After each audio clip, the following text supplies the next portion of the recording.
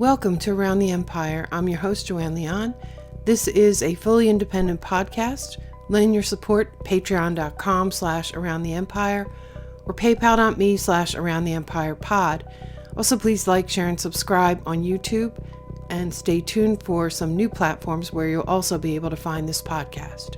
Monica Perez from the Propaganda Report show is here today, and we talk about the October 2019 exercise called Event 201, hosted by the Johns Hopkins Center for Health Security, the World Economic Forum, the Davos Forum, and the Bill and Melinda Gates Foundation, which illustrated that, in their words, quote, public-private partnerships will be necessary during the response to a severe pandemic in order to diminish large-scale economic and societal consequences, unquote.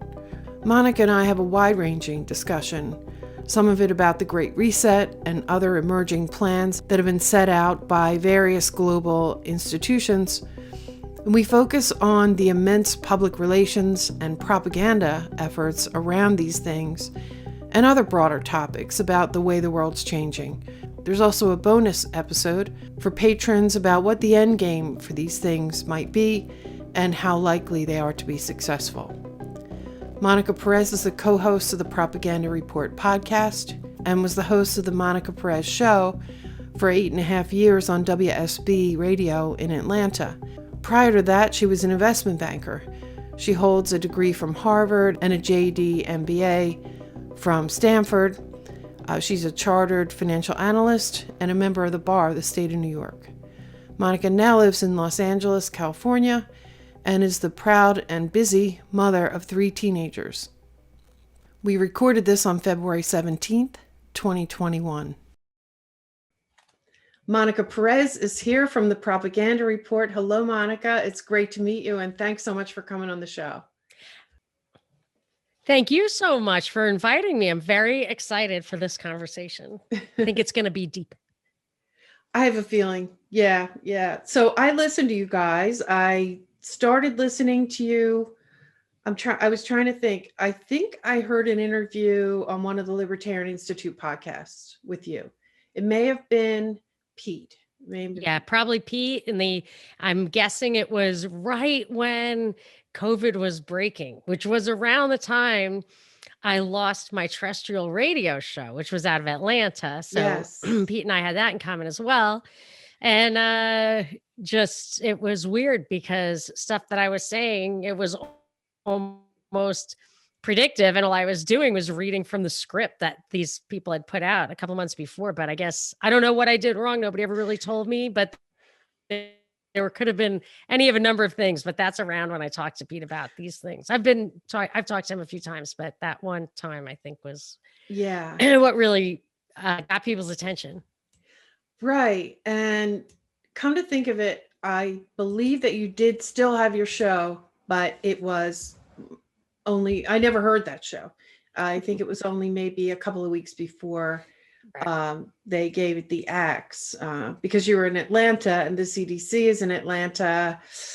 But I have to say that's what I think. It was February 24th. Okay. I think I started listening around January. And you guys were talking about the Event 201. I had heard the name of it, but I didn't really know anything about it. We focus on war and foreign policy, so I was aware of the things going on in China and things happening in Europe and things like that. So what didn't surprise me that it would move here, but I was really stunned by the Event 201 stuff. And frankly, I thought you guys were reading too much into it. I can remember thinking that at the time, and as time went on, I was like, wait a minute, this is exactly the way it played out. And just the fact they do these simulations and then it happens, like, does anybody think that's a little strange? The big thing that was so interesting about it is that it felt like we were being told it was a 2-week event. Yeah. And the Event 201 stuff said it was 18 months. So we said from the beginning, we're like, it's 18 months. And people are like, you're absolutely out of your mind. And we just said, they are trying to change the world. And that is not happening in 2 weeks. that you have to go through a whole cycle of like all your holidays and everything. It's like quitting drinking, like it's Yeah. like if you get through 2 Christmases, you're probably good. Yeah. Your whole mindset about expectations has changed. Yeah. Yeah. So, I mean, I guess you could say I had already been very much aware of the level of propaganda, deceit. I saw some other things that alarmed me too, because uh, back in the 90s, let's say, I was a NPR, BBC, Bloomberg on my way to work person, trying to stay informed by jamming as much as I could. And those were my three main platforms. I would, we'd have cable TV on in the background. Not that I never doubted them, but not this big, not the lies quite that big. And frankly, I think that's why it works for them, because people just aren't willing to accept that they would tell lies so big. But um, over time, particularly being in I started studying the wars and the foreign policies. And then I started to understand just quite how big the lies were. But not only that, I saw things that were going, what we do to other countries. I learned a little bit about the strategy of tension in Italy. I watched regime change operations in real time. And I thought what I was seeing here was similar to some of those things, to just really put a population under extreme pressure, suffering, um, and things like that. And I really started to get worried. And then I started picking up more information from you and some other people about what the institutions were doing, because so they'll call you a conspiracy theorist for some things, but they'll have that same information in their papers, which it sounds like kind of what happened to you. Yeah, I think they do. They have all this stuff. They broadcast it. They write books. They write articles. If you go back far enough, you can see the plots and plans unfold. And a lot of these intellectuals like Brzezinski, they're deemed to just be brilliant analysts, and that they're making predictions. And my argument is simply that they're making plans, and that they factor in the fact that they can't control everything. And my kind of the mystery for me is always, what exactly can they control, and how, at what levels?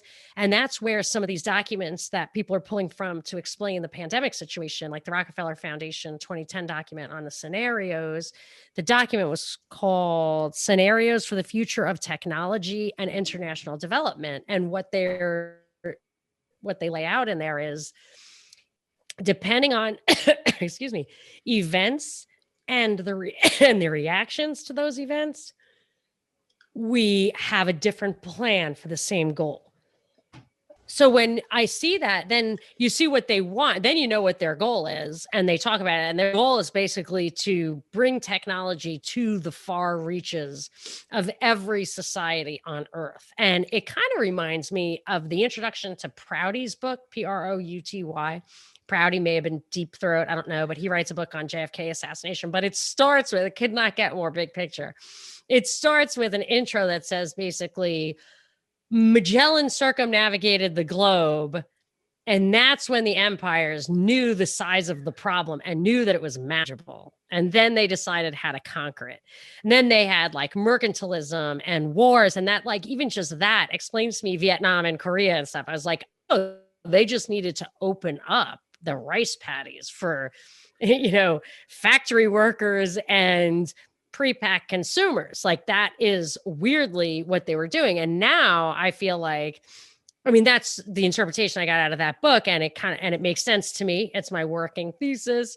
But then on the other hand, now it seems like they've moved it to kind of a whole new level, where it's getting technology into all those resources, into those niches and crevices of the world, because the future is virtual.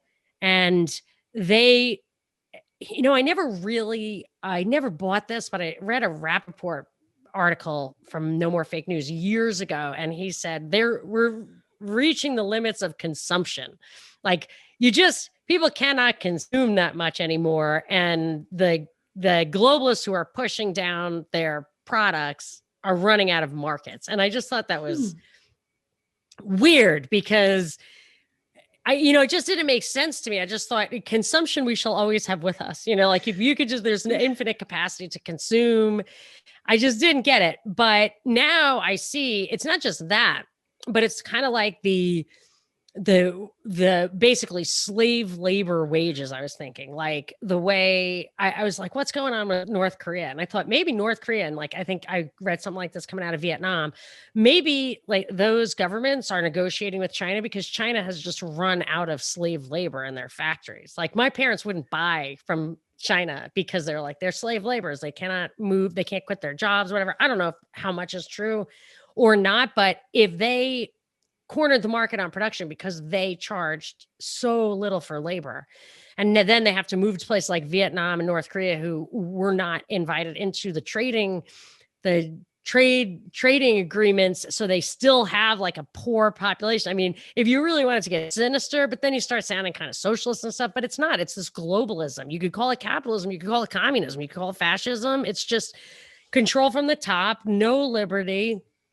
But to the extent that they are kind of reaching the limits that they call like the limits of growth, I don't even know what that is. That's some deep secret. I don't know. I forget what that is, but I wouldn't be surprised if it touches on this. And then so now if they're going to move to the virtual world, like who I love, Alison McDowell, her site is Wrench. She talks about how they're going to kind of privatize funding social stuff and connect social services to the kind of tasks that the people who receive them perform, and that this would happen on an international level. And I feel like that is why they want technology to reach every corner, because that is their kind of factory of the future. And in her words, that's how they build a virtual world, and they can even consume in that virtual world at a lower cost to the guys who control it. So all of this requires that you don't have free markets. Because if you had free markets, if you didn't like suck this, so like they'll suck all the taxes up and they'll say we need infrastructure, and then they'll push it down to privatized organizations. But they decide where it goes and like per force subsidize consumption over leisure. Because if you had to pay to go drive a mile on a highway as much as it maybe really costs, you wouldn't. You would stay home. They subsidize movie going because of that kind of thing. So I feel like it sounds like, oh, evil capitalists, but it's not that. It's that they tax us into poverty, and then they take that money and they give it to glow. So it's more like fascism than anything else. But I feel like to the extent that they're pushing it into tech and at the poorest levels, that there has to be something, I think Alison McDowell would have called it like a neo-colonial thing. I don't know. I hate those labels. I just like freedom. And I think that we would have a much less complicated society. And then they say that it's complicated and that's why they need to run it all. It's like, but we don't need complicated. We need, sex and vodka or whatever. Like that was good enough for the Russians. There is a Prozac and Facebook. It's not that fancy. Yeah. I think there's another factor. I think there's another factor that my thesis that I can't ignore, and that is their numbers problem. The goal always seems to be the cheapest possible labor, and the ultimate goal of that would be slavery, more slavery, get people to or something to do your work for you. But that you have a numbers problem. Right? If you want lots and lots of people to produce for you and you want to become wealthy from that, then they're going to rise up against you. And I see technology as their answer to that numbers problem that they have too, along with the other things that you have been saying. So, and I lost that sentence. Oh, you have to repeat it. I'm so sorry. Sure. Can you repeat what you said about the numbers problem? Yeah. So I think that the numbers problem, if the ultimate goal is to get everybody else to do your work for you and to profit off of, take the fruits of their labor, then you're going to have a numbers problem. It's not going to work forever. They're going to rise up against you. And um, Yeah. then you have a problem. So I think that that's been an age old problem, right? So people try to concentrate power and wealth, concentrate, but they end up getting overthrown or getting killed or something like that. And these guys know history. And so Yeah. I think they see technology as the answer to their numbers problem, because now you can control many, many, many people, or at least you can, they think. I'm totally not convinced that this is going to work in the end, but they think that they can listen to all your, transcribe all your conversations, and we could take that to all the different ways in which technology will be used to. I think it's their numbers problem solver is the way they see it. How do you think it's not going to work in the end? Like, where do you think it breaks down? I don't have a specific to that. It's more of a gut feeling, Yeah. that it's just not natural. That It's very unnatural. And I've always thought that like the only hope, and it's self-evident, it is evidence that they really don't understand soul, and I don't mean like spirit or God or anything. there's They just something wrong there. Yeah. don't understand soul. And it's that cynicism, because when I tried to analyze it for my show and I would talk about like, they're so evil, they're doing all this stuff, they're undermining our protections, they've got these plots, and people are like, you're crazy. And then you see this past year, and you must admit the whole world is in lockstep without there's no difference across borders and up and down governments from the local level, so that they just are completely overstepping their bounds. It's not connected. There's no cost benefit analysis, which I'm not a proponent of, but that's how they justify being totalitarian technocrats, is that a cost benefit. That they're not even doing that. But when I would like cry out against them, and it would feel very much like I was playing their game on their court. And it occurred to me that the only way to beat them at their game is to not play it. And what does that mean? And I realized, well, where do they win? And they win like this framework. They are controlling it. And if you were to just stop, I almost feel like if you were just to stop hating them, not you, but I mean, if you were just to stop hating them, if you started pitying them, I feel like that would be enough. Like that would be enough to completely disarm them, because by hating them, you're showing like that you believe they have this kind of power. And how real is the power when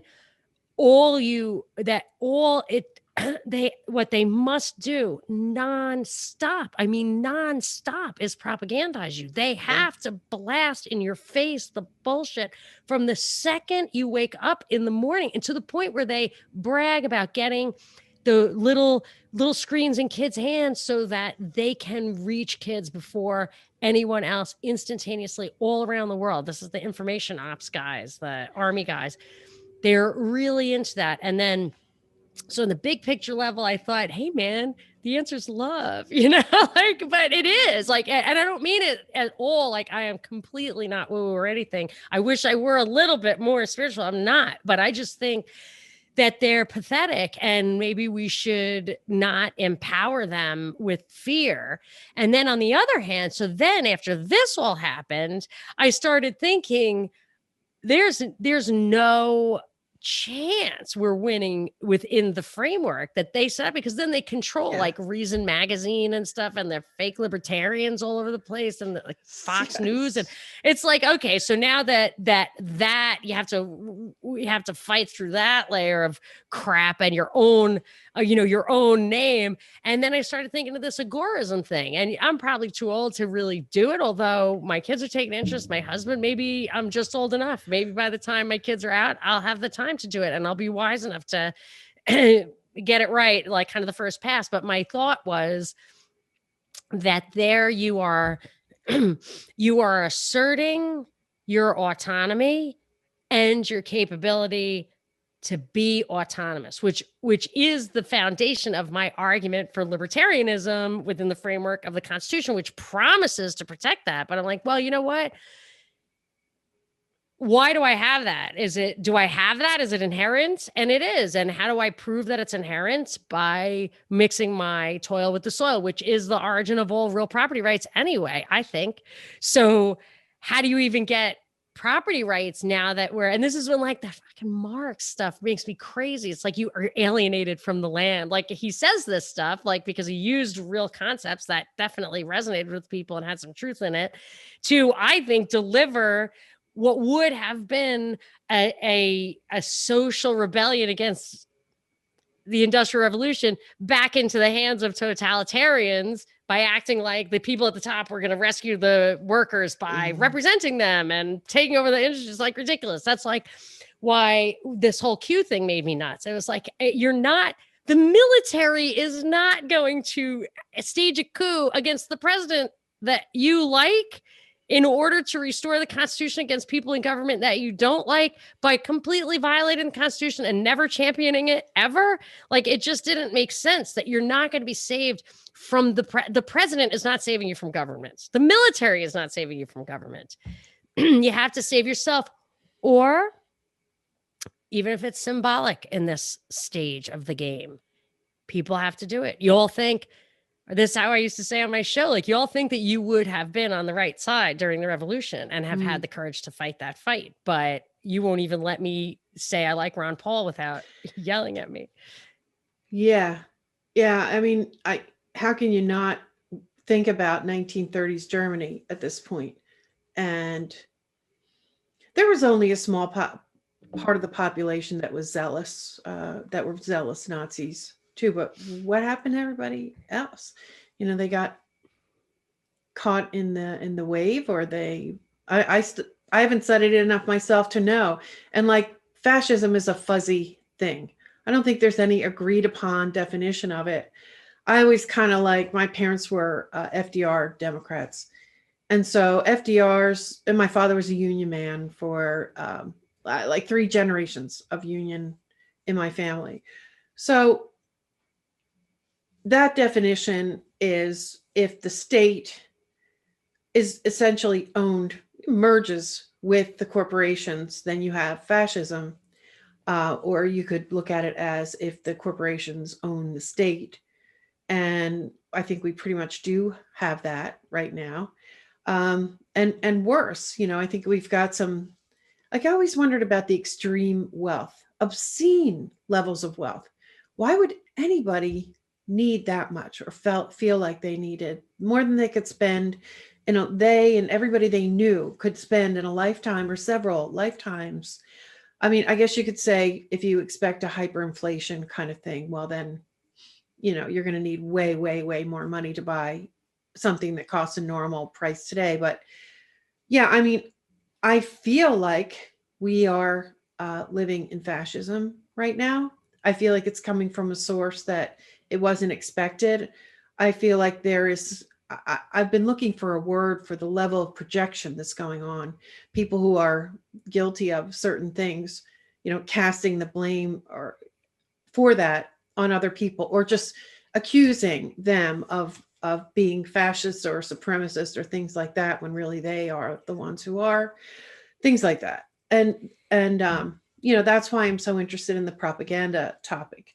I haven't done nearly as much studying as you and other people have done.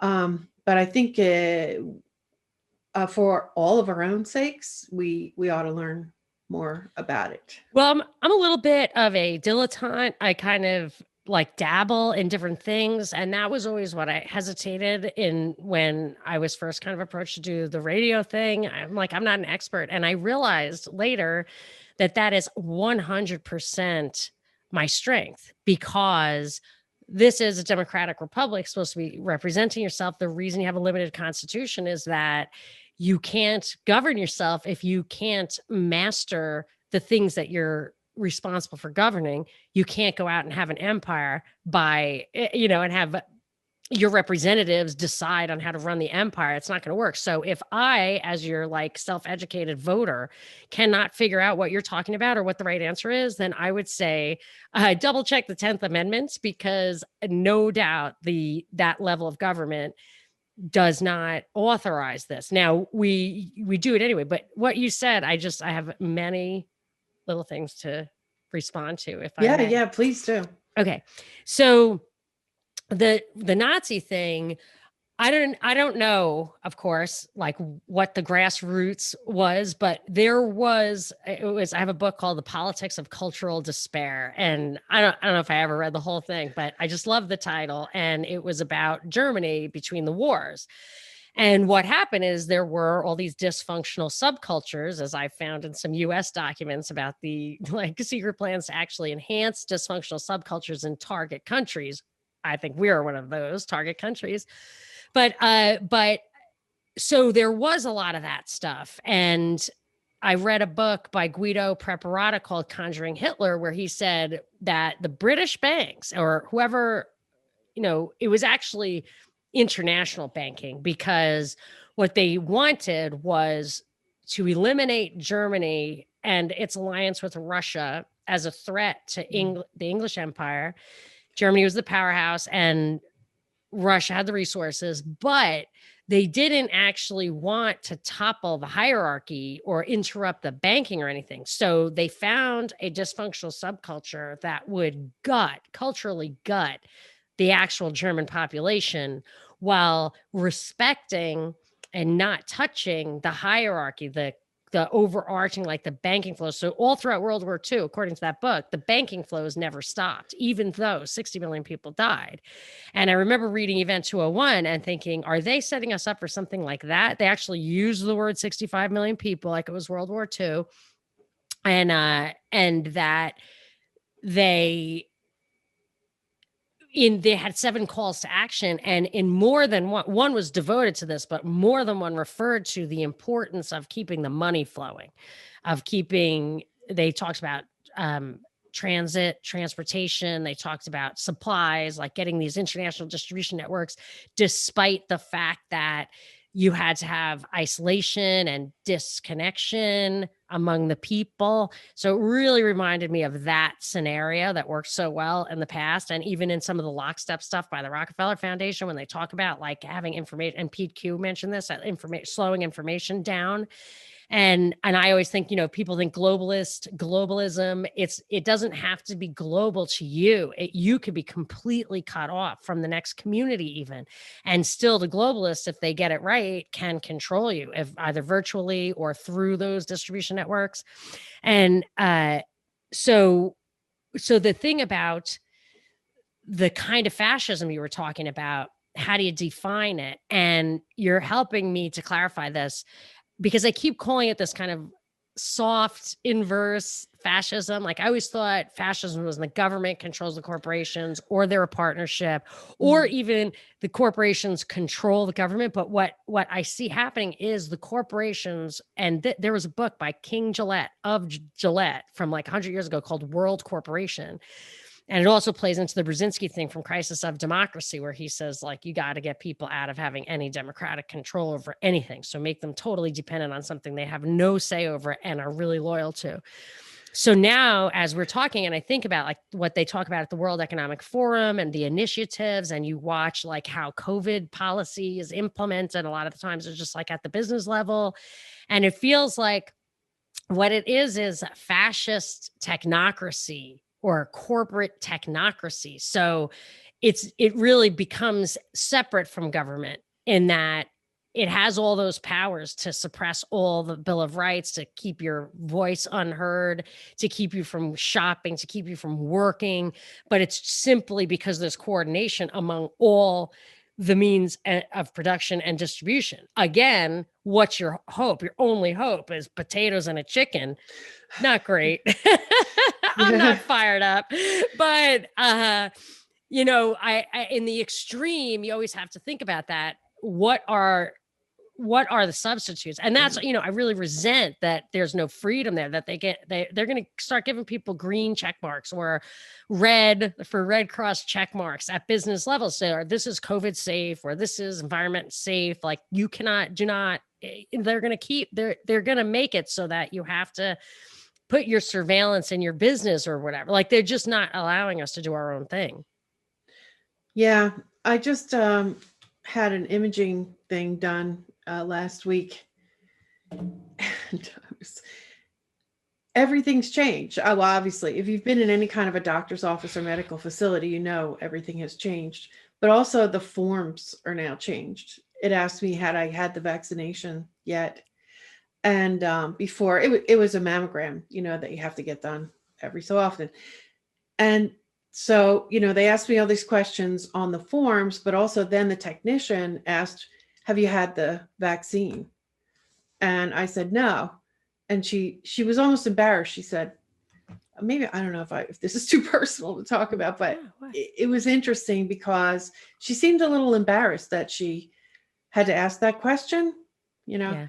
And then she told me, she said, the reason why we have to ask is because it can cause your lymph nodes to swell and it can wreck your image, or the radiologist can be misled about I Binkley just told me that story today on the show. It's probably I heard not him even say something. I was doing Yeah. something else, but He I heard him mention said, something.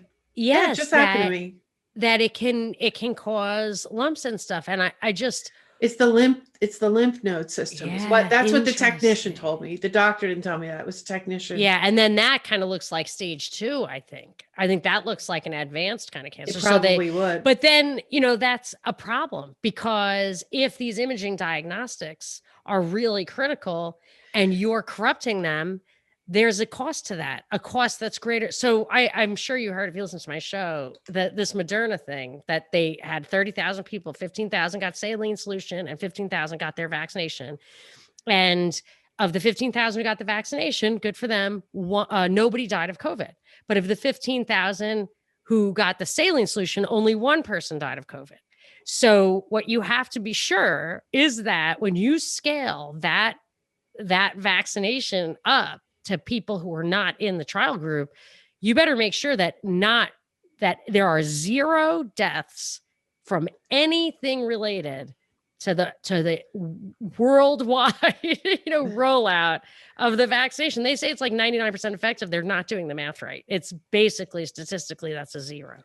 And there's a cost right there. One person may misinterpret their mammogram results. Yeah. I mean, I just wasn't happy about the fact that it caused lymph nodes. I mean, like, wait a minute. I guess that's part of the immune reaction. Yeah, that's part of the immune system. Overreaction. I already have an autoimmune disorder, so it worries me to begin with. In fact, probably more than one. So anyway, we sailed off. I forget where. Yeah, well, I was. actually had a couple of other comments on something you said earlier, and I could go off on what you're saying now too. But let me go circle back. I forget where we were. So I wanted to finish on the fascism thing and then make comments about the wealth. So the World Economic Forum, Klaus Schwab, his guys, it's very hard to get background information on his father, who remains unnamed, even though he's referred to sometimes as having deep connections in government, and the guys who got Klaus Schwab started. The whole thing feels very Leave Behind, very Gladio, very paperclip, like all these things where people don't understand that there were Nazis here and there. We left them there. We collaborated with them. Like, it wasn't as fine a line as you think, especially when you think about the fact that the money kept flowing. There had to be coordination at some levels. Like, I always find that to be amazing, is that, at what point are you not really at war anymore? Like, where is that level on the chess, on the 3D chess? I hate that Q stole 3D chess. I used to like it when Corbett would say it. Yeah, but we can't say that anymore. But I wanted to address the thing about the wealth. So yeah, these are people who have insane amounts of wealth, and where they get it and what do they do with it? And as I look at the people, I just take like the top 10 American big tech guys. Like, I just like overview them.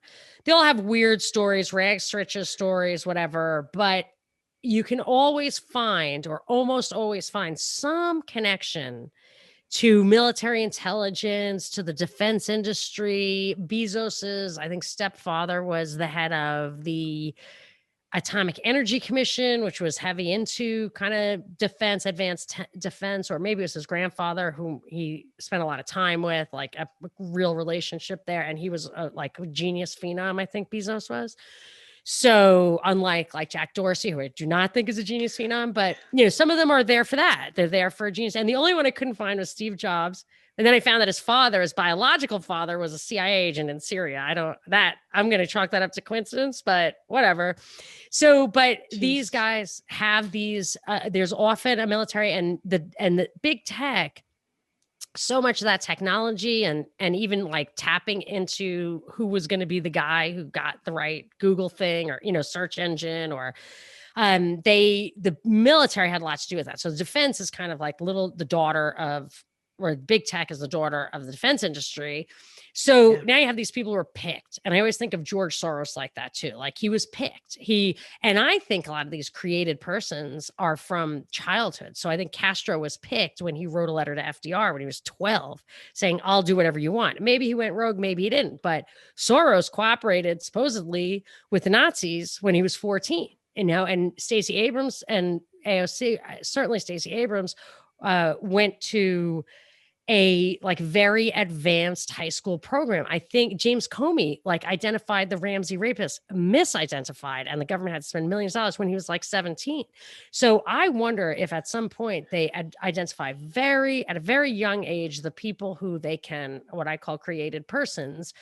And then they put them in these positions. And not only do they favor them in that, like they all seem to be industry oligarchs, like little oligopolies or even monopolists within the little niche of their industry. Like Facebook's basically a monopoly and Twitter's basically, it has a little upstarts, but it's basically a monopoly in that field.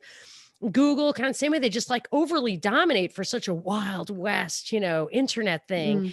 So these guys have been given favors from the beginning, seems to me like they've been crafted and helped. And there's some guys who didn't work out. Travis Kalanick. I mean, they could not get rid of him until his mother died in like a crazy accident. And then he stepped down the next day. And I was like, I bet you a dime on a dollar that guy does not have a wife, or it's his wife who would have been dead. And he did not. So he was closest to his parents and they were in this crazy accident. I don't know what happened. I'm just saying, like, seems to me they have created persons. Some don't work out. It's not like totally controlled. This is my theory. And then look at how it goes. So look at George Soros. How did he make his money? He made his money front running the Bank of England. It's possible he made his money getting tipped off by the Bank of England. I don't know. But what'd he do with the money? What do these guys do with the money? What does Bill Gates do with the money? What are they do? What is Zuckerberg, Buffett? What do they do with the money? They do stuff with it, Civil society is the word for it, I think. Yeah. They each have a silo. Gates is obviously population control. And Amazon is going to control the cloud, I guess. I mean, they're on the verge of being one of, if not the biggest government contractor, Amazon. And I think they'll probably be the money. Like they acted like Facebook was going to be the money with Libra or whatever it was called. I think Amazon's going to be the money. I think they had Facebook do it, so it looked like it wasn't a total setup. I don't know. But this is that soft fascism. This is that control that it feels to me that there is a powers that be, and they put the reins in the hands of young guys who convey the image they're looking to convey, look like these weird phenoms. And in the end, they are tasked with being the face of whatever their silo agenda is. And the money goes to that. Mostly all men too, aren't they? I think so. There's a couple of chicks, but they were just the ones who married the guys. So Steve Jobs' widow, there are a few, and Bezos's ex. Oh, Safra Katz. She's the co-CEO of Oracle. Oracle's the one who ran for president, who was she HP or? Oh yeah, Carly. Yeah, I can't think of her name. One, and then there were some other women involved in PayPal too. Christy Whitman, Meg Whitman was the. But they didn't rise to the same levels as the others. No, and you also have Sheryl Sandberg, is that her name, from Facebook, who did have a government background. I think she's a handler. I think that there are a lot of them are handlers, Kellyanne Conway, but maybe it's just implausible. They tried to make the Yahoo run by a chick, but that failed. Maybe it's implausible to maybe they literally decided that it was just not believable that you could have a 17-year-old chick or 20-year-old chick drop out of college and start one of the biggest companies in the world from scratch. It would just might look too much of a setup. I don't know. But they are guys, and they all have, like, it even got to the point where Bezos said he rented a house with a garage so that he could say he started Amazon in the garage. Yeah. I mean, that's how crafted these images are. I've been in the IT field for a long time, and it's a male dominated field, but there are a lot of women. There are a lot of women. I regret it because in high school, I had a math teacher who took me aside and was like, "You've got a gift for this. You should be a computer programmer." And I was like, "I want to be rich." My guidance back then I had gone and gotten a job at Apple, I think it would have been fine. I know. I don't know. We're probably similar in age, maybe within a decade, but definitely within a decade. So yeah, we really missed the boat. There were a lot. I know, and he told me that, and I just thought there's no money in that. And I mean, all you would need is like a share. A share. Yeah. And then when I see things, I feel bad. Like Palantir is like CIA's big data company, and I saw it go public at like 10, and then it was at 15, and I could have bought some. I didn't have a lot of money left over, but I just like have a little 401k, and I could not bring myself to do it because it's so evil. And I'm a little annoyed because it like tripled. Yeah. But whatever. I don't know, so I feel like I can, even if I can front run it, I can't, do I want to be part of that? But I think getting a job at Apple back in the day probably would not have been an evil thing to do. Yeah. Yeah. In high school, my guidance counselor said we need more women in the engineering field. And my brother was getting an engineering degree at the time too. So I was like, okay, why not? Because you don't know what you want to do with that. Yeah, right. Got to do something. Just keep moving. Yeah. And so I did get, and it was good advice. However, I focused on the manufacturing part, and manufacturing went down the tubes. It seems so fun to be an engineer of anything. Ooh. Problem solving. Efficiency. Yeah, it's exciting projects, but there's a lot, and there was even more than a lot of grunt work. It was really hard to do a 4-year engineering degree. And I had always been kind of sailed through school, so I didn't have any trouble. And came to that and I was like, ooh, okay, this is a real challenge. And these people around me are way more prepared than I was. 13 years Catholic school and all that. Totally. Yes. No prep at all. I mean, a pretty good education, but I was way out of their league. They were way out of my league. I caught up, I did okay. I got the degree, but yeah, it's fun. I mean, it's fun. It's exciting in a lot of ways, but there's also a lot of long hours of keeping up with your field, and just tedious work. Yeah. You're working out problems, you're automating to fix problems, or you're building things or whatever. So yeah. And so yes and no, I'll say the answer. I don't regret it. Yeah, there you go. Well, my mother always said, if you just pick something for your kids or pick something for yourself and just do it. And if you change your mind later, at least you've done something. If you do nothing, you flop around, you have no self-esteem, you have no skills. And so you do the job, wasn't perfect. But if you can't, and she said, and then like the best thing happens is when the kid comes to you and says, Mom, I just don't want to be an engineer. I want to be whatever. I used to think a doctor would be good. And now I'm like, just tell me you want to be a farmer, because I don't think I'm going to be able to figure this out myself. But I do think that that's what all those rich guys are there for. I think they're there to siphon away the money from people who could just kind of be powerful by making a business that's $100 million worth. That could give you some freedom to go to DC and fight the good fight. So if they just don't have any competition at those levels, and that is pretty transparent, a function of patents awarded from the Department of Defense or grants given to certain universities, or just how they've picked winners in the past. I mean, even to the point where they're like, automation is going to take all the jobs. So now we need UBI.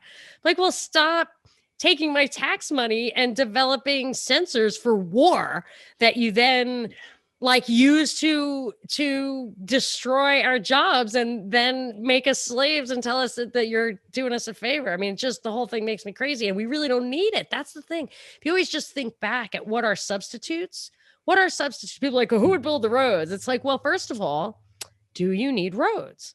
You know, do you or do you not need roads? And because what's the substitute? Nothing. If you've got the chicken, you've got the potato, and you've got a roof over your head, some wood to build that. Okay, I don't want to live like that. Nobody really wants to live like that, but those are your substitutes. Make sure that you have access to water, access to air, access to land. And I'll tell you, that's why the first UN document, kind of front runner of Agenda 21 and Agenda 2030, was Habitat 1, I guess you'd call it, but it was just called Habitat. And it said people should not be allowed to own land. You can own anything else, but not land.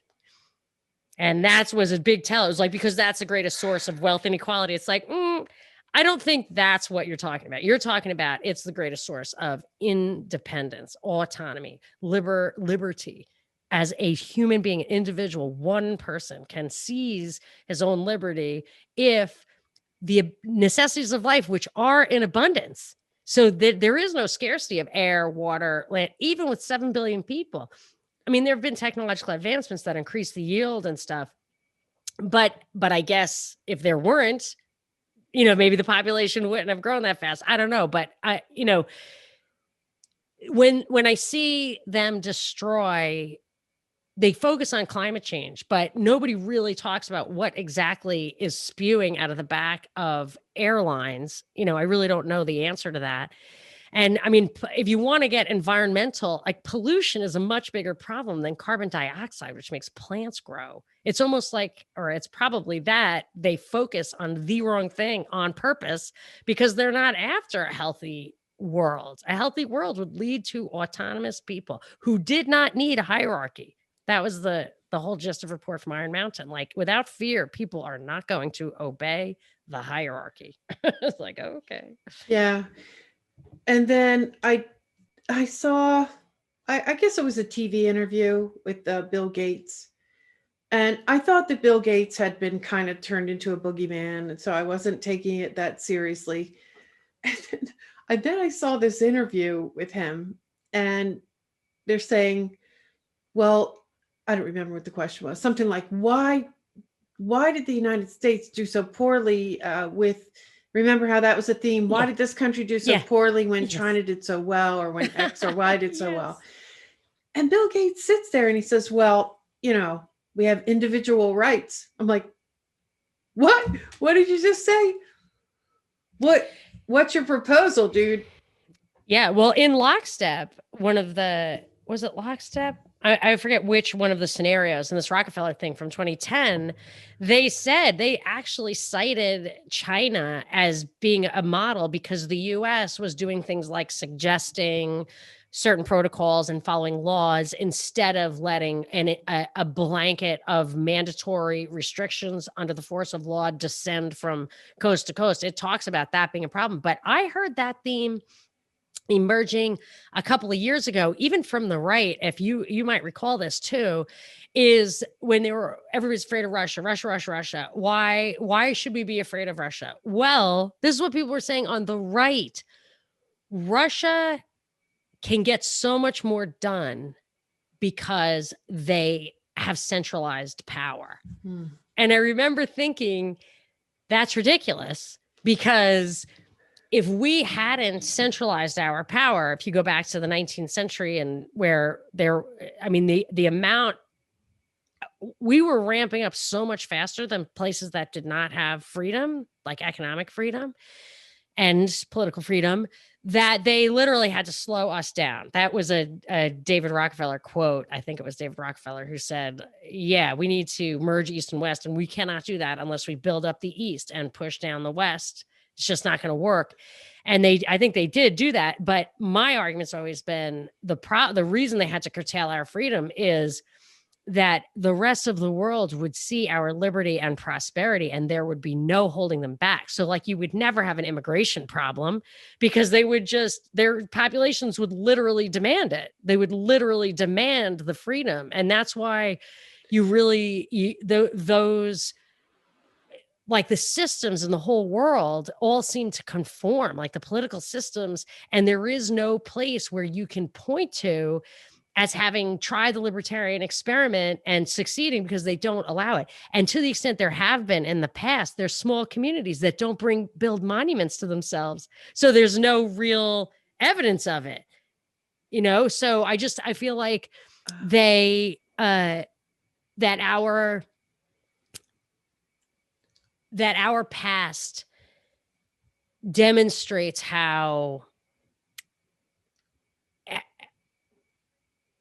maybe how lack much of centralization is yes, that they have had to eradicate any evidence that lack of centralization would result in a healthy society. And like in what's happening in Texas, they're saying, well, it's just, there's no authority. That's why they ran out of juice, because there's no incentive to maintain equipment in a free market. That's literally what they're saying. I saw buried in a CNN thing, and I know you guys brought this up, but at the same point jumped out at me. Yeah. Was that they are not connected to the national grid. They're not cooperating with everyone else. They have their own, I guess, I'd be surprised if they're completely autonomous or semi-autonomous. No, they're not. It's regulated. Yeah. It's regulated. And even along the way, these decisions and some of the tripwires were connected to the government system. But this one guy, Ed Hers, I think his name is Hirs, is a professor at the University of Houston, and he's feeding out this narrative that everybody's repeating. And it's wrong. It's untrue. And the reason I know it's untrue is because if it were true, they wouldn't have to sabotage it. Yeah, that's a good point. Yeah. Let me get back to Event 201 real quick so we can move on to the next thing.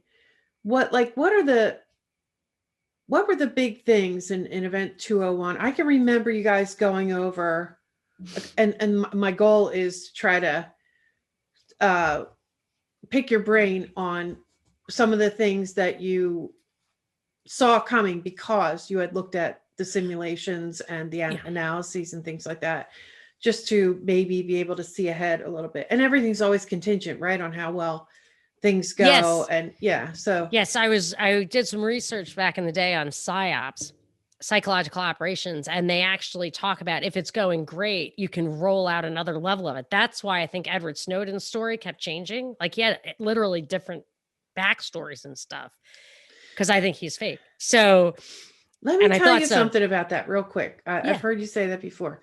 This isn't proof of anything, but there was a movie called 1971, and there was a book called 1971, and it was about this group of young people in the Philadelphia suburbs. And on the day of the most famous Cassius Clay Muhammad Ali fight, on the night of that, they broke into an FBI office in Media, Pennsylvania. And they got documents that showed some of the horrible things that I guess Hoover was still in office. Yeah, that the FBI was this the Daniel Ellsberg thing? No, it's not the Pentagon, but it's around the same time. Yeah, same time. It's an interesting story, and they made a movie, like a documentary, but they sort of reacted things. Anyway, one way or another, I found out about an event in Philadelphia at the Constitution Center, of all places, where the people who they had never revealed themselves. I mean, they were being hunted for a long time. FBI doesn't usually forget things like that. They'll come after you decades later. They didn't, for whatever reason. But like, when would this have been? 71, 81, 91, like 40 years later. So anyway, some of those people, or all of them, are still alive. They came out, they told their story, and so did a veteran Washington Post reporter they had sent these documents to a number of different news outlets, including the New York Times. I don't want to take too much time here. Yeah, it's fine. But what I'm trying to get at is that those people were there, and Edward Snowden's parents were there. And I met his parents, and his mother hugged me. And he looks just like her. Why did his mother hug you? Yeah, because I said to her, I have 3 boys. I think she has 3 boys. And I just said, at this point in time, Snowden was like, may have still been holed away in the Yeah. airport in Russia, Wow. or Yeah. he, or maybe he had just, Yeah. settled. And Yeah. I just said to her, I have 3 sons and I feel for you. She must have been terrified Yeah. if the Right. story's true. Yeah. Yeah. Right. Yeah. Totally. And she just looked at me like with what seemed like real compassion, and she Yeah. reached over and hugged me. So his backstory, I don't know. There are some parents. I'm pretty sure he Yeah. looked enough Yeah. like, whether that changes your mind or not. I'm not trying to Well, change I your mind. mean, no. It's just a tidbit. Didn't his father, didn't his father work in the They were both NSA? in government. Yeah. Yeah. So if anybody was going to be a created person, I would assume somebody Yeah. like that. But they were good actors then, I guess you could Yeah, say. well, definitely. Or, Yeah. what happens a lot of times, if you meet people, every once in a while I get invited to something. I have like Ivy League background, and I'll like get invited to events sometime. Every once in a while I'll go. And I meet people like real high level military guys, or not high level, like you'd recognize their name necessarily, but just like guys who should know the stuff I'm talking about. And I ask them, and they're always like with me almost all the way. They're just like, yeah, totally. Like, this guy's up to something, that guy's up to something. You're right. I don't trust it. And then, but in the end, at the very highest level, they will say, that's why sometimes we have to bend the rules to keep you safe, And I'm like, oh. Or they'll say, but they meant well. They meant well. It wasn't a sinister. Yeah. I read a book, and recently, I forget what book it was, but the opening, there's like a quote in the beginning, and it was some guy from 1940 something, a military guy, saying, we do the exact same thing as all these other governments that we fight. The difference is we do it for the good, and they don't. I know. I've heard that many times. And that's why the rules I think matter. I probably fell for that for a long time. Yeah, but that just means you have to trust. And the second that happens, even if the guy you trust, the guy who said that to you, some a-hole around the corner catches on to that and says, oh, I need to replace that guy with myself. I'm doing so I can even better. plunder the world. No, I mean, at some point, it's like people wanted to give Obama lots of power. Like, what if you get a guy like Trump? And like, oh, we used to say that. We used to say exactly that. What are you going to do when somebody you don't like has those? Of course, it's crazy. We were saying Hillary, but we didn't even imagine that, Yeah. I know. And I like, so for Snowden, I don't really know, but it's kind of like the chemtrails. I don't actually have to know anything. I don't have to prove it. I don't have to convince you. But what I'm seeing in the sky is not a random, natural, organic pattern. So the story that it is, that it varies from altitude and weather and stuff, just does not hold water if you watch it long enough. And so I'm through the process of induction and deduction. I'm just telling you that story doesn't fit the narrative. Like, what I'm seeing. You're not the only one who feels that way. There are and some the Snowden other thing. I mean, it's just doesn't. For a while there, because I thought he was fake from basically the first week. He just got too much press. And that's to me a huge tell. And I would for a while, for the longest time, because I really used to catalog my sources, my notes. I used to put show notes out for my show. And I used to do a lot more work like that because I had less output and I could spend more time on it. Yeah. And RT, Russia Today, was a lot better. Now it is totally propaganda, but back then it was pretty good. And it was totally anti-American, which I recognize. I don't like that, but they would tell true things because that was the most damning thing. So I would go through every single thing Edward Snowden said, and I would find a reference to it from before he said it.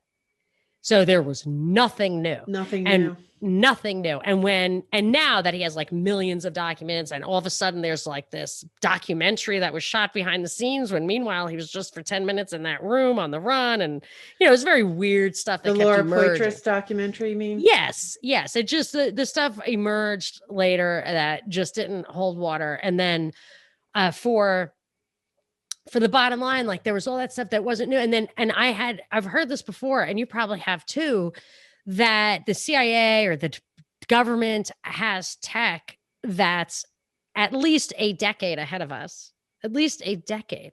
So why didn't he tell us anything forward looking? Why not get the stuff that can help us prepare? Instead, and I predicted right when he came out, I said, what he's saying is the USA Patriot Act does not authorize the things the government is doing. So one way to fix that problem is to authorize the things they're doing. And then we got the USA Freedom Act. Yeah, that did happen. And also, you know, from a propaganda standpoint, from a psychological breaking people in kind of thing. I don't know. Yes, I agree. No, getting people used to it so that then it's no big deal after that. They get used to it. I totally agree with that. So, I mean, I predicted that and it happened. And that kind of thing makes me think, well, if I can tell you what the agenda is and then the agenda is carried out and what you were hoping for is not carried out, then I'm probably right. And after that happens like 15 times, like with Trump, I mean, I'm not like I'm right. I'm wrong a lot, but I didn't know. I thought Trump was going to win. It's not like that. But if you see it's like the chemtrails, like you see the patterns, you know what's going to happen. It's like, oh, there are going to be really low clouds and it's not going to rain. Like, so my husband's like, it's going to rain tomorrow. I'm like, it's definitely not going to rain tomorrow. Like those clouds are too low and you can see like the black stuff in them.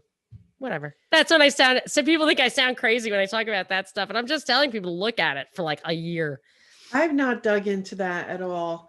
Just look at it and it'll ruin your life because you'll try to go for a walk and you'll just be like, oh.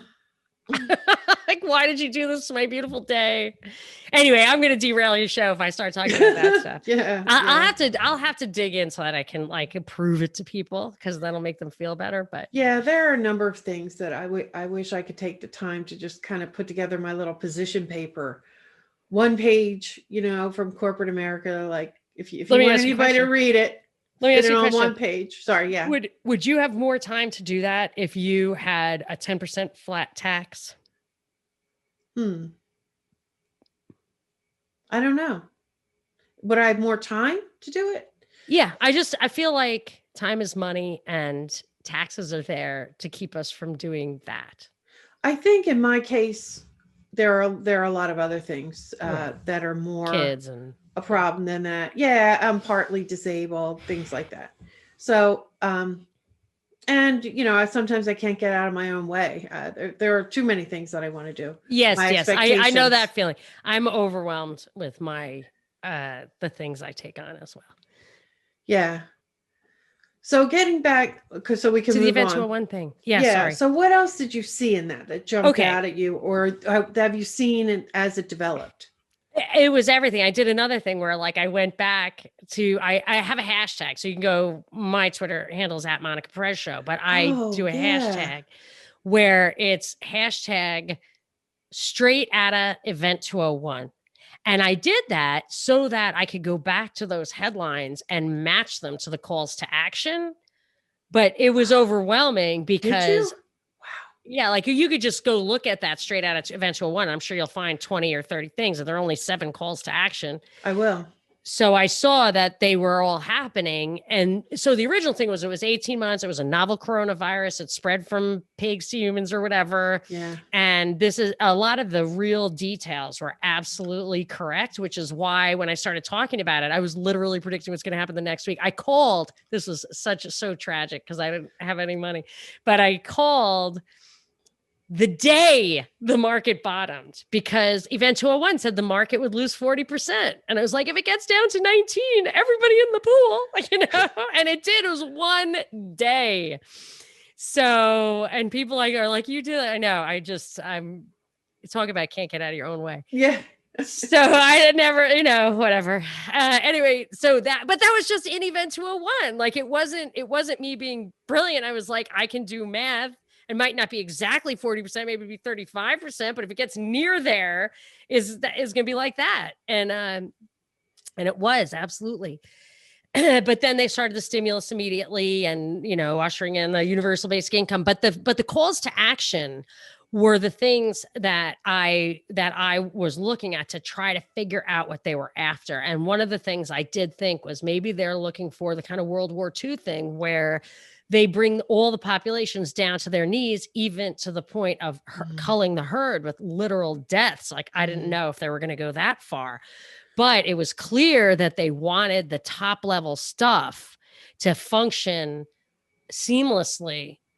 And that was some of it. So it said that you should maintain travel and transportation amid the disruption, that you should make sure there's plenty of international financial support. So those were the two things that I felt resembled that, keeping the hierarchy in place while decimating the population. And then they had other ones. The first one was, and it's all about governments, international organizations, and businesses, and maybe philanthropy or whatever, working together. That, because it's the World Economic Forum. It is a fascist.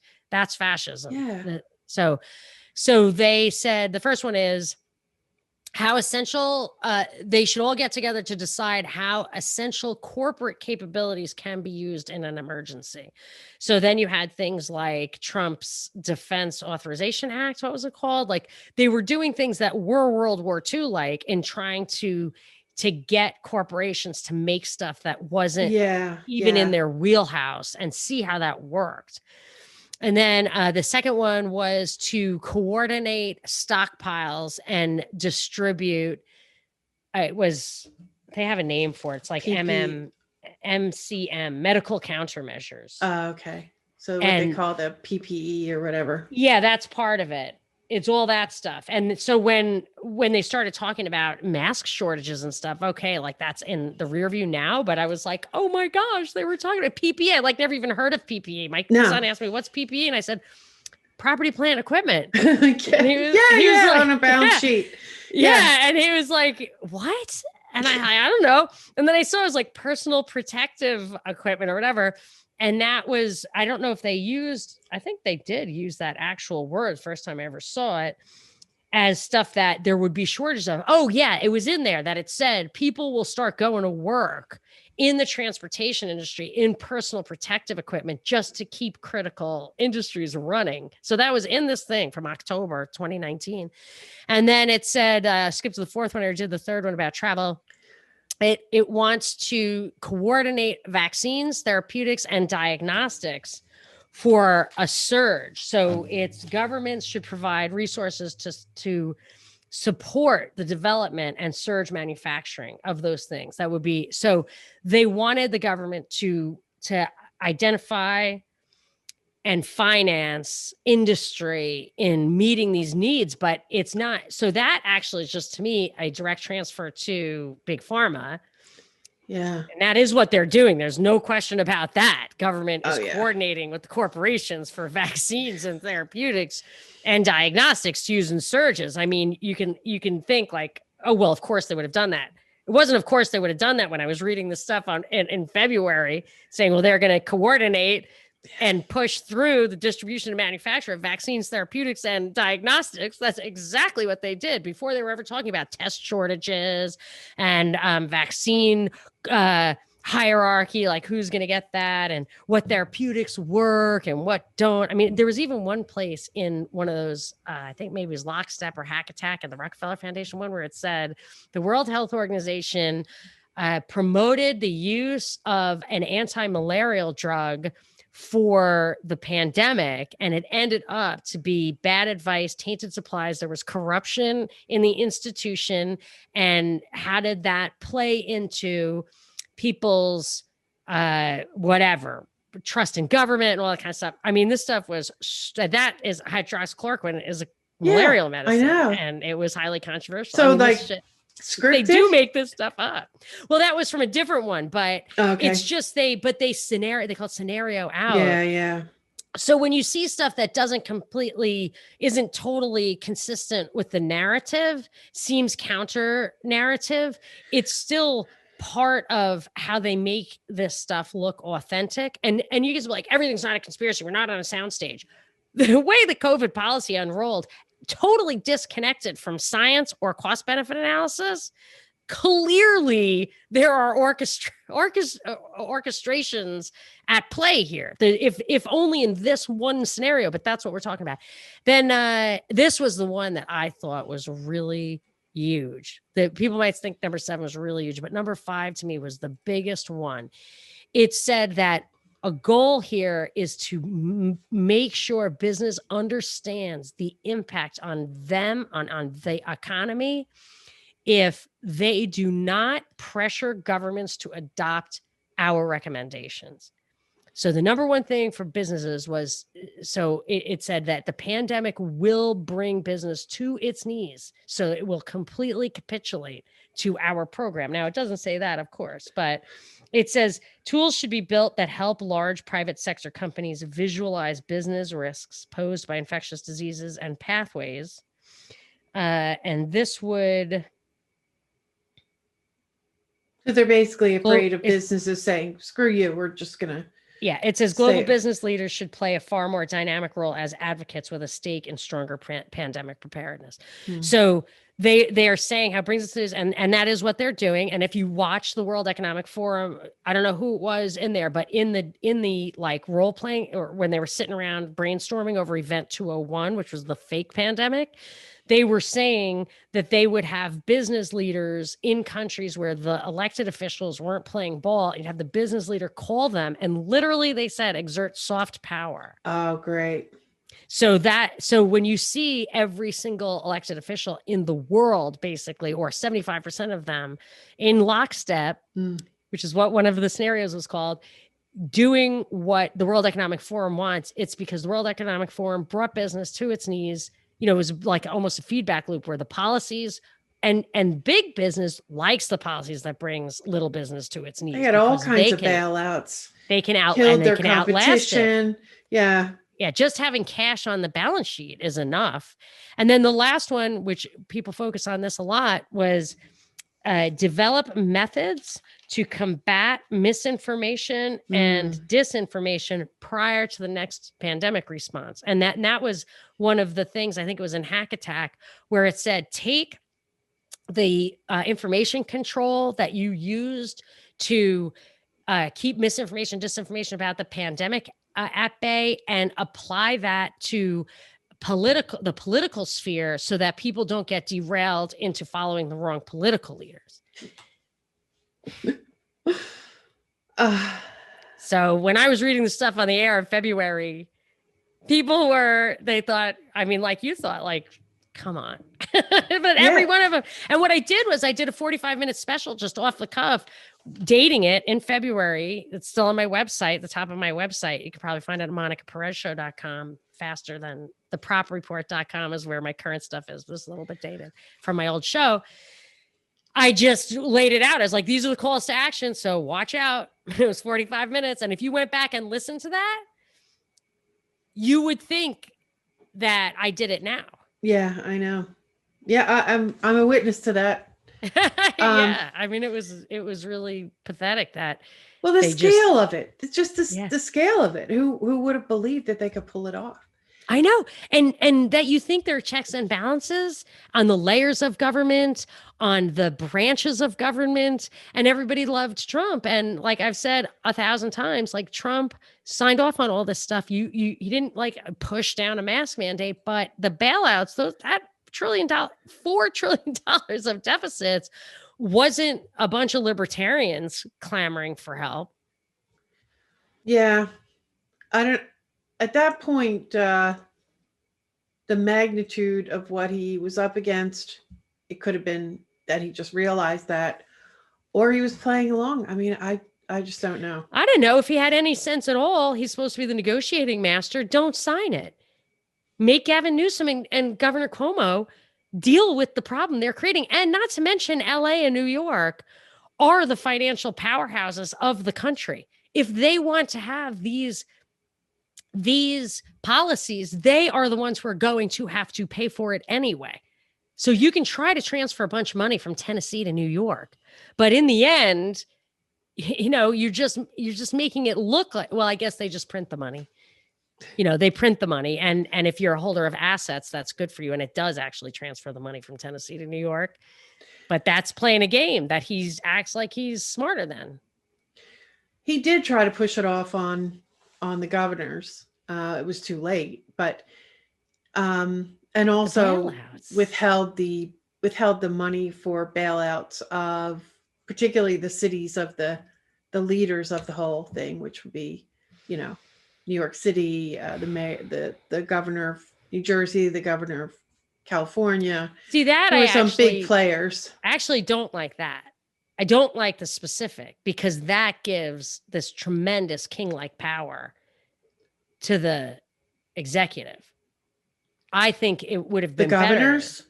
Yeah, it was scary. No, for the executive, for President Trump to want to pick and choose who got the money.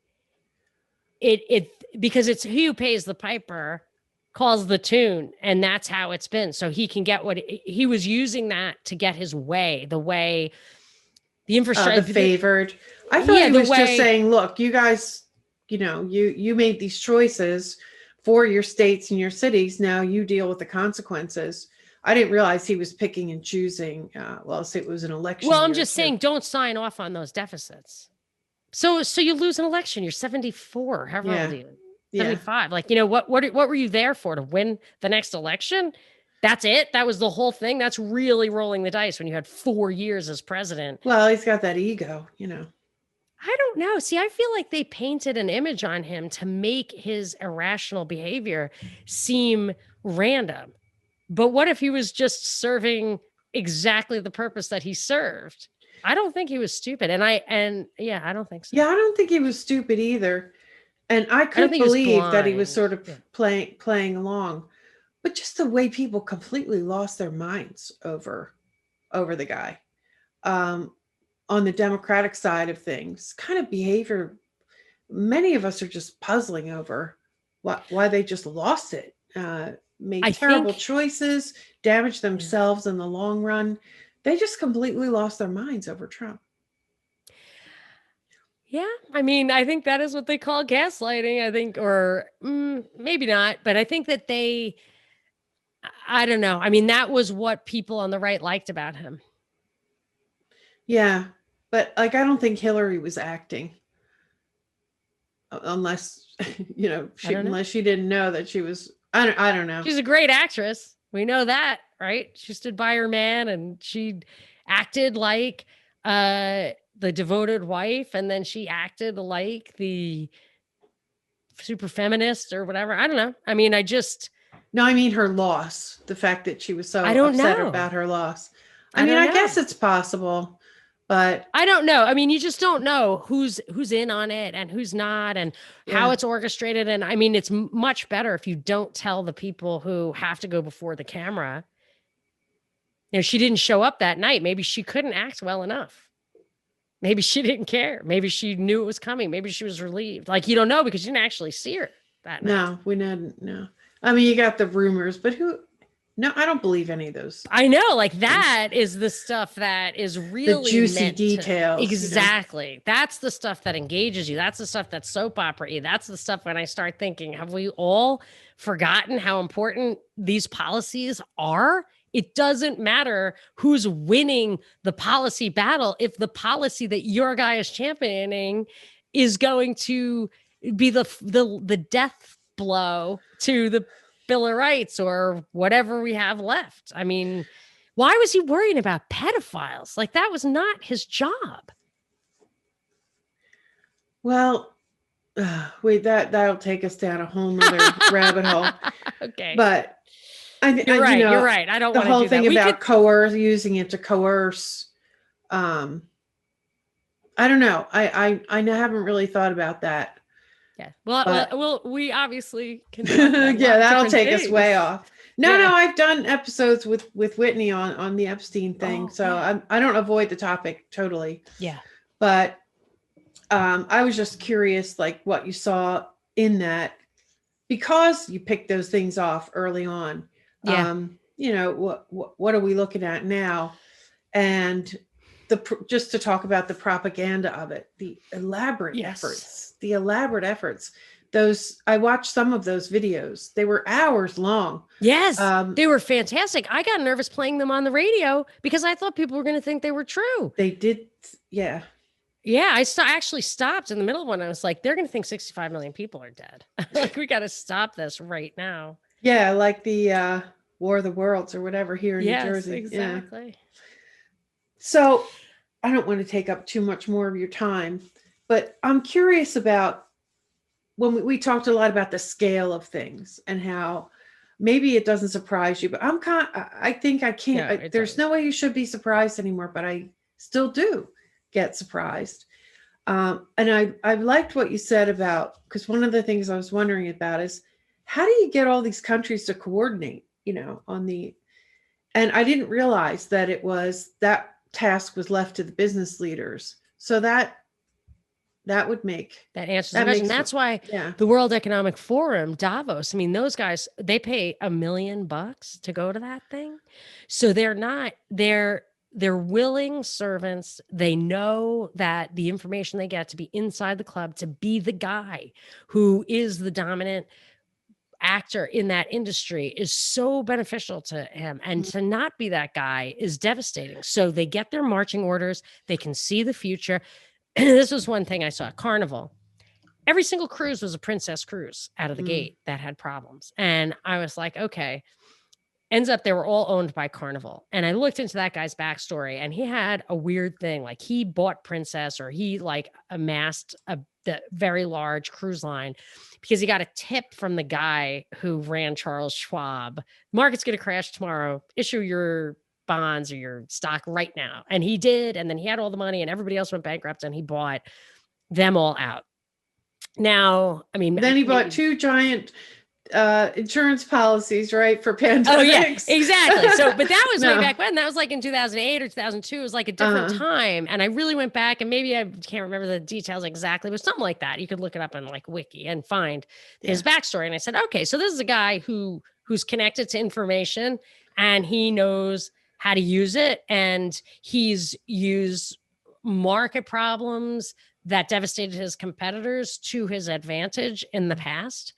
So I predicted that they were going to remain, other cruise lines might go bankrupt, but not these guys. And the stock went down to from 60 to 12.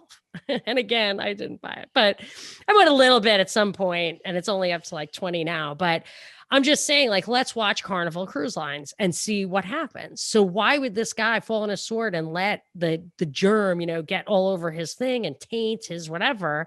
And I just from the beginning said that guy is going to land on, I think it's a different guy now, but they're going to land on their feet. And that's how it works. You get in there, you get the information, they tell you to buckle your seatbelt. And maybe that's why there was that raft of CEO resignations. Yeah, that's really curious. Yeah. It was weird. And so my guess is they're in the room, they hear what they have to hear, and they get one chance. It's kind of like the mob. You can walk away right now, but if you stay till the end of the meeting, you're going to know too much, and you're going to have to do what you're going to have to do. I don't know about those guys. I'm not, that is pure speculation. How many I did was the it? research. How many CEOs resigned? Well, I remember a dozen, but it could have gone up after that. It meant nothing to me at the time. It looked a little weird. Also, what did then I started wondering, the market crashed right after that. Maybe when you resign, you get to cash out a lot of your stock, it doesn't seem weird anymore because it's not insider trading. You don't have to report it. I don't know. But those are things that because people try to look at the surface and say, well, why would you crash your own industry? It's it doesn't, if you've got the cash to suck it up for 2 years and you're the last man standing, then it's done. You're the guy. You are the globalist. And I think that when they laid it out in Event 201, that is how they plan to bring people to their knees. I think the Belarus story is one that I haven't checked it lately, but that guy supposedly got an offer that he should not have been able to refuse, either for his country or himself. I think maybe it was the World Bank wanted to give him $1 billion. And he said, no, I'm not locking down this country. And boy, oh boy, did they unleash holy hell on that guy. Next election. I'm not saying he could be a murdering dictator for all I know, but I'm just saying he wasn't gonna take it. And they were like, well, you're gonna take it one way or another. I'm going to talk to somebody, a reporter who's reporting on that story pretty soon. Yeah. And you also mentioned Allison. We're maybe I shouldn't say we're in negotiations. We're trying to schedule an interview too. So I've been dying to she's like just not interview too her. far from me too. I don't Oh, know. We should yeah, probably yeah, do it in right. person. That would be But super cool. Well, look, if you can tell her that she has an admirer for when she's got a oh, I got a, will. a light schedule. I've been dying to. I was actually just like, even if she doesn't talk to me, I want to offer some contribution to her work. Yeah, She just blows me away I how her will. I will. mastery of that subject. And I just love to pick her brain. And I love that she's an example of a truly genuine person from a different ideological standpoint from me, so that she can see the lies in, that's glossed over by people who want to say the things that who do say the things she wants to hear. Because that's how I feel about talking to conservatives. Like, I totally wish that it were true that these guys were really fighting a good fight, but they're not. And you can tell. There's same thing on the left. There are some people who are just really not. And I don't care what your background is. If you're telling the truth, if you have just kind of um just some basic goals of you just want a decent life, you want to take care of your family, just the basics. Right. And if that's you, then I want to talk to you. And if you're not afraid to talk. Yeah. And what's really shocking is how really hard it is to do that. Like, you have to kind of be rich, like that's the thing, or you have to like move to the boonies. And it's just crazy to me that it's so hard. Yeah. And I feel like the answer is simpler. I think I do make things really complicated. I think the idea that we empower them. So you were asking, like, what is the future going to look like? And I think they want it to be really virtual. And I think they're letting it show in that famous article from 2016 that said it's 2030. This is by the World Economic Forum. It's 2030.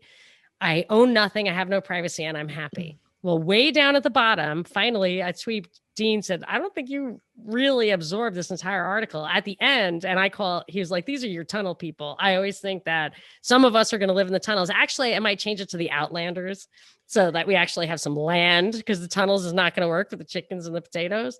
So that we need the Outlanders. And it says some people would not make the transition to the technological world. You're talking about the blog post about it, right? That some I think, woman it wrote. was a guy wrote it. I read that too. And it's like, oh, and I feel sorry for the people who the filthy remain unwashed on the outside. Yeah, it's apartheid is what's coming. Yeah, it reminded me of some dystopic movies too, about people outside the walls. Of course. I mean, they're all that. My favorite movies have always been this. Demolition Man. Is it Starship Trooper? Total Recall.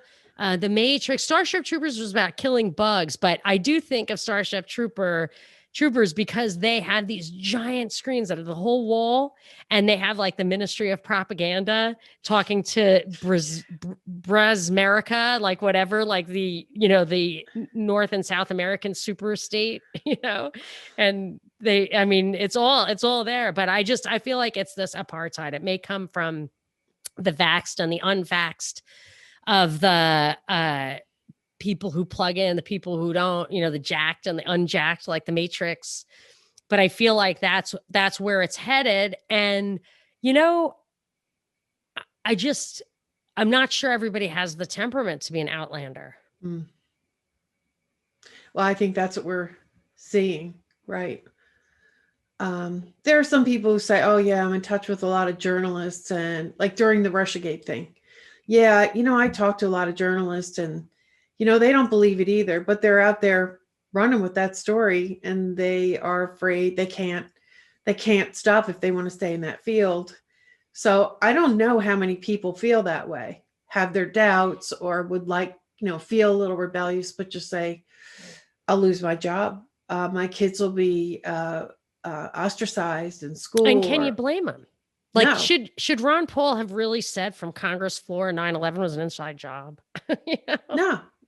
I mean, what is the point? That's what I used to say on my show. Like, they'd be like, you should come out. And actually, the day before I got fired, or they are taking Monica Perez off the air, is I I let my hair down because I started doing my podcast, and my executive producer said, the podcast is fantastic. Just bring it. And I was like, it's a little too hot for radio. It's like, just bring it. And I just let my hair down, and I was like, 9/11's an inside job. Jahar Tsarnaev was killed like with his brother. I probably threw out chemtrails. Like, I just hit every possible conspiracy hot topic.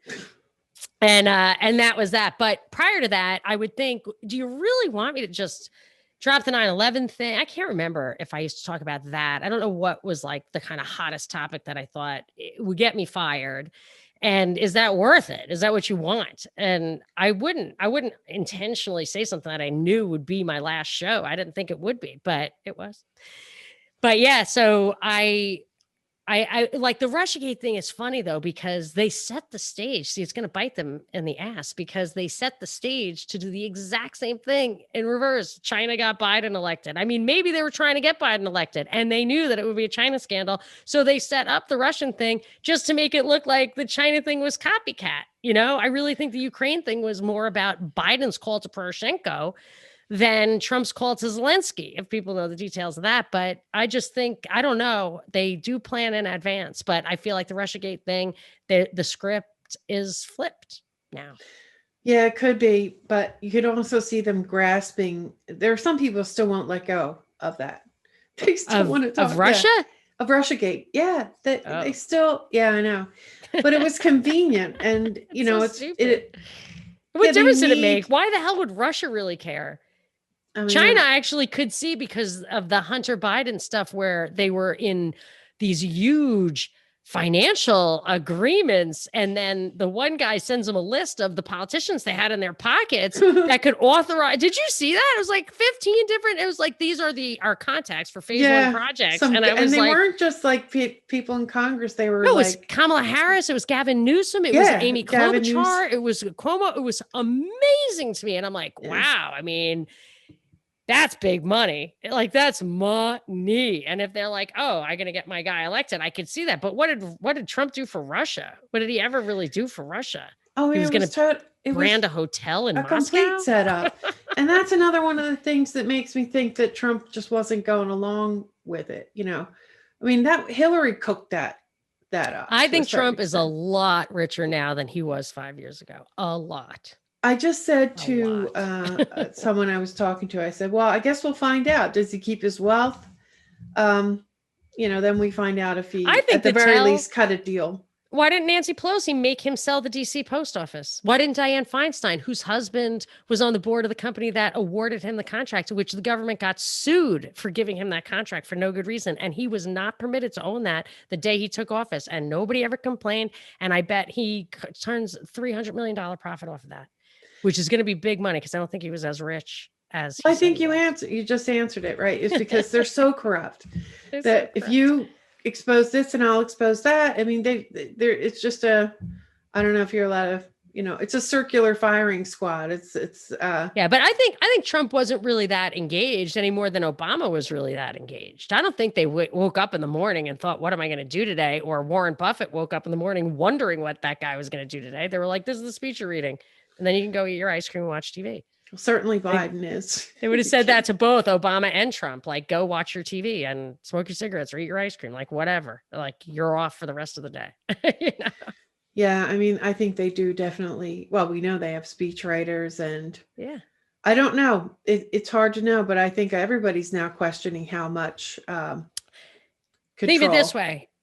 If you could have a drone and a drone operator, you could change the drone operator out without anyone knowing. So you kind of don't want the guy to be the face guy just because you can't control him completely. That's all. That kind of thing. I don't know. Because I feel like Nixon and Reagan and JFK, who were all taken out or attempted to get taken out, were guys who were totally fine with the powers that be. They just thought that they had autonomy. I see. They wanted to assert their own power. Right. They were men. And they just thought of themselves as men. Yeah. And then that was that. Not as opposed to women, but just men. All right. Let me see if I got anything else on here. All right. So for the bonus question, so I'm thinking about things like Event 201, which we just talked a lot about the pandemic, the great reset that has been put out there in public, and also events, more local events here in this country, like the January 6th Capitol storming, the impeachment that followed, and the repeated warnings from multiple sources, including Biden, about warnings about a dark winter, which was also the name of another operation, simulation, excuse me. So do you see a clear end game? We sort of covered this, but we can talk a little more about it. And do you think that it will be successful? The answer to the bonus question is in a bonus segment for patrons. You can get access to these. There's one for almost every interview by subscribing at Patreon. Plus, you get access to other patrons-only episodes, Q&A live streams and such, and the Discord channel where we can talk among ourselves. So that's my tease, and I hope that some of you will join us. I'll continue now with the interview wrap-up. Well, thank you so much. I'm glad that I finally got to meet you. I mean, I end up listening to you every day, so it's kind of neat to meet that person. And tell everybody how to support your work and where to find you. And I'll put that on the show notes too. But make sure everybody knows maybe you have some preferred platforms, things like that. Well, thank you very much for having me on, because that was a very intellectually gratifying exchange. I really, really enjoyed that. Really, truly. Thank you. So I do appreciate that you had me on. And what I do, what you listen to, is the Propaganda Report, which is a podcast I do with my co-host, Brad Binkley. And we do every other week, we do an interview, try to get subject matter experts. But really the main show is the Drive Time News Blast. So I did have a terrestrial radio show, and I always wanted to keep up with the news, listening to the news of the day without all the spin or agenda. I could not find it. So we're doing it ourselves, and it brings you the news of the day. We use the mainstream media against itself. We are your mainstream media companion from a perspective of truth, liberty, and justice. We do Patreon stuff if you need extra, although we deliver plenty of free stuff. And then Binkley does the Rockfin videos. Well, I do them with him, but he brings these World Economic Forum and CFR, Council of Foreign Relations, and even the information ops of the U.S. Army. He finds these videos that have like 15 views, and he cuts them up. They're so amazingly just... they're so honest. And then it just freaks us out. And we talk about how that plugs into what we're seeing in the events of the day. So highly recommend Rockfin also, and all the other creators. Once you join Rockfin, you get everything. And you can always talk to me on Twitter at Monica Perez Show. And we're really focusing on our website, thepropreport.com. We have a little Twitter substitute there. We have meetups there. If you want to, we're going to start doing that. And you can get all our podcasts there too.